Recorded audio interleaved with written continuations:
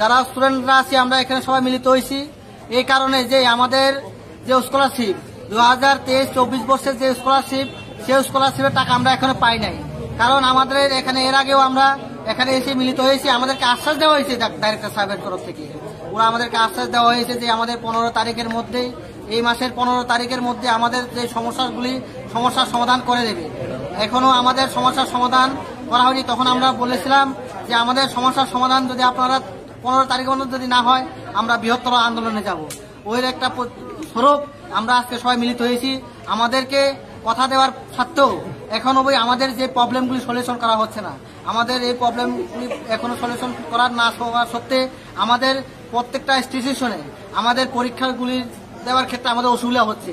আমাদের যে course fee দেওয়ার ক্ষেত্রে আমাদের যারা মেডিকেল স্টুডেন্ট আছে, ইঞ্জিনিয়ারিং স্টুডেন্ট আছে, আমাদের বিএড স্টুডেন্ট আছে, মাস্টার ডিগ্রি যারা করছেন, কলেজে যারা পড়ছেন, তারা তাদের যে কোর্স ফিগুলি দিতে পারছে না। তাদের যে স্কলারশিপের মাধ্যমে যে স্কলারশিপ পড়ছেন, যে বিএডে যারা পড়ছেন, যারা মেডিকেলে পড়ছেন, তাদের স্কলারশিপের টাকায় দেওয়ার পরেই তাদেরকে পরীক্ষায় বসতে দেওয়া হবে। এই কারণে পরীক্ষা বসতে দেওয়া হচ্ছে না। স্কুল থেকে আমাদেরকে বারবার চাপ দেওয়া হচ্ছে। এখন অবধি আমাদেরকে আশ্বাস দেওয়ার সত্ত্বেও আমাদের যে স্কলারশিপ এখনো দেওয়া হয়নি। সেই কারণে আমরা আজকে মিলিত হয়েছি। আজকের এই আন্দোলন, আমাদের এই আন্দোলনের মধ্যে আমরা জানান দিতে চাই, আজকের মধ্যেই যদি আমাদের প্রবলেমটা যদি সলিউশন না করে তাহলে আমরা এখান থেকে যাব না। আমরা যারা স্টুডেন্টরা আছি আমরা একত্রিত ভাবে আমাদের যে দাবি, আমাদের যে প্রবলেম, এই প্রবলেমের জন্য আমাদের এখানে এসেছি। আমাদের ডাইরেক্টর সাহেব বলেছেন যে আমরা শুনতে পেরেছি সাংবাদিক সম্মেলনের মাধ্যমে, আমরা দেখতে পেরেছি নিউজ পেপারের মধ্যে যে উনি বলেছেন আমাদের স্কলারশিপের টাকা কেন্দ্র থেকে অলরেডি দেওয়া হয়ে গেছে, 50 কোটির মতন টাকা আমাদের এসে গেছে। তাহলে এখন অবধি আমাদের টাকা দেওয়ার ক্ষেত্রে বিলম্বতা হচ্ছে কেন?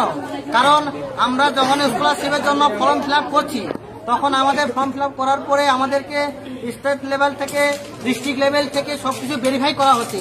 তাহলে আমাদের কি কারণে সবকিছু ভেরিফাই করার পরেও এখন অবধি আমাদের স্কলারশিপ দেওয়া হচ্ছে না কেন? সেই কারণে আমাদের যে ছাত্রছাত্রীরা হয়রানি হচ্ছে।